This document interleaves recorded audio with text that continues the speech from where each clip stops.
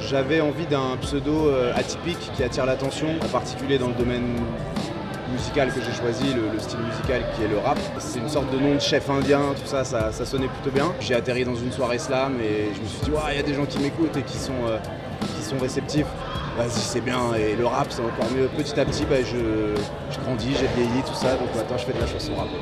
Un succès confidentiel, la faute à qui? À moi, plein de... Le troisième album que je présente aujourd'hui s'appelle Terminus. C'est une sorte d'aboutissement, c'est-à-dire que j'ai fait un premier album qui s'appelait Aquatrip, qui était une plongée dans les fonds marins, puis un second album qui s'appelait Céleste, l'idée étant de s'élever, de s'envoyer en l'air avec l'eau qui s'évaporerait de la mer, l'eau de mer qui s'évapore pour former des nuages. Et là, les nuages, les petites gouttes de pluie, ça retombe dans une rivière souterraine et ça passe juste à côté de Monterrier.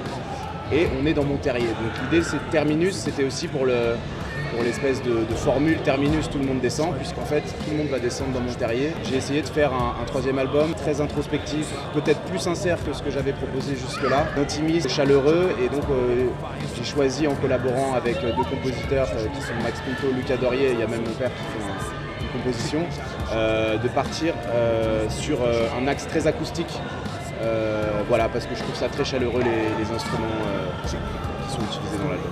Pour les sous, je suis devenu fou à force d'enregistrer dans des cellules capitone. Il y a plus de vie, j'ai envie de dire, c'est-à-dire qu'avant, je collaborais avec des beatmakers qui étaient brillants, hein, mais c'est vrai qu'il y avait cette idée ils me proposaient des pistes qui se superposaient, on va dire, et par-dessus, je venais mettre ma voix. Là, c'est vraiment tout composé de A à Z, il n'y a pas de sample, et donc j'allais voir Max Pinto, par exemple, et je lui disais, voilà, j'ai un thème, c'est la lenteur, j'aimerais faire un truc très très lent, voilà, et rapper très lentement, et en même temps avoir un refrain beaucoup plus rapide. Je lui ai fait écouter un morceau de Benny Goodman, là, le clarinettiste, du coup il arrive, il écoute, il voit ce que ça lui inspire, et il compose devant moi. Tout est pensé en fait du début à la fin, et donc je pense que c'est plus riche, c'est plus varié. Leur voix robotisée, ils se la jouent cantatrice, je préfère écouter chouiner les mots. Je suis parti pendant l'été, et du coup j'étais là avec mes enfants et tout, c'était super.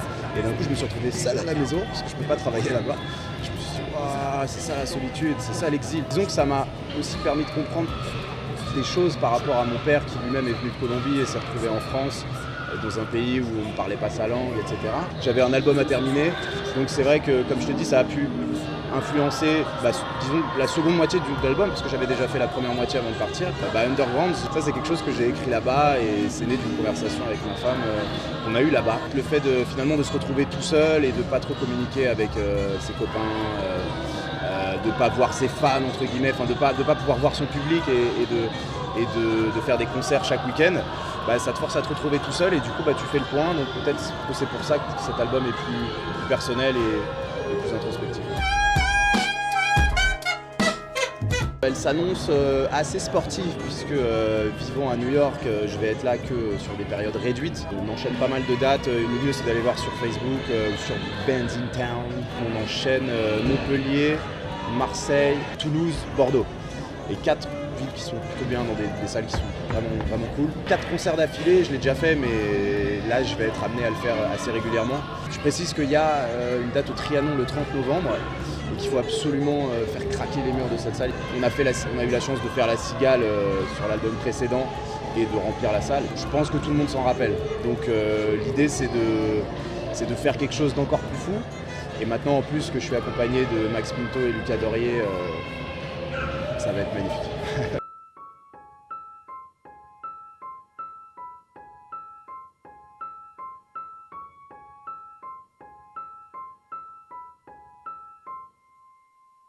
Ma femme, c'est ma muse, c'est mon roi.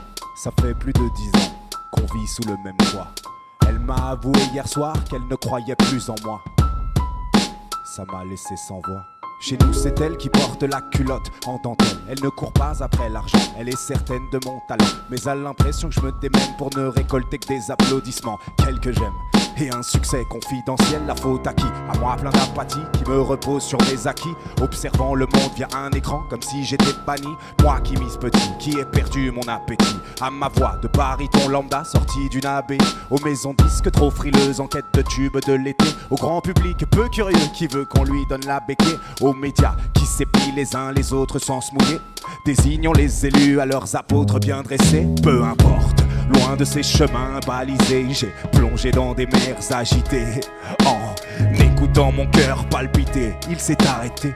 Il a fallu que l'on m'enterre pour me ranimer. Je renais plein de rêves et de rage. Je pourrais arrêter le rap, mais c'est un art honorable, une sorte de drogue qui crame et crève le crâne, fait pleurer les braves. Je ne fais qu'explorer mes failles sans trêve, très peu le savent.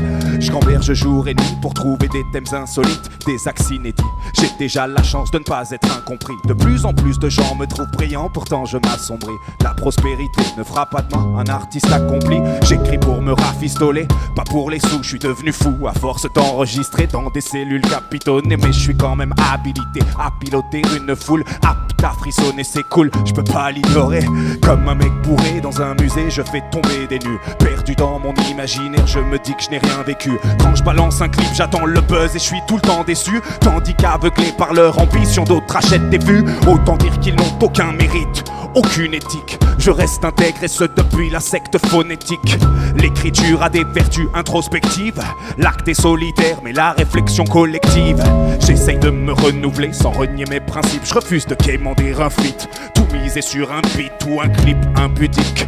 Copier des gimmicks, des gestuels ou des mimiques, tout en me vantant d'être unique. Ouais, y a tant d'artistes dont j'admire le travail fantastique. Ceux qui les imitent sont inodores comme des fleurs en plastique. Avec leur voix robotisée, ils se la jouent cantatrice. Je préfère écouter chouiner mon fils qui fait de grands caprices. Comme un chimiste, j'ai le sens de la formule. Si t'as l'esprit étriqué, t'as qu'à augmenter le volume. Puisque Mozart a fini dans la fosse commune, je suis quasi convaincu que ma renommée sera posthume. Je ne vous demande pas de vous apitoyer sur mon sort, même si ma carrière tangue, je vous amènerai à bon port. Et tant pis si ce soir je touche un cachet dérisoire. Merci d'écouter mes petites histoires, merci d'y croire.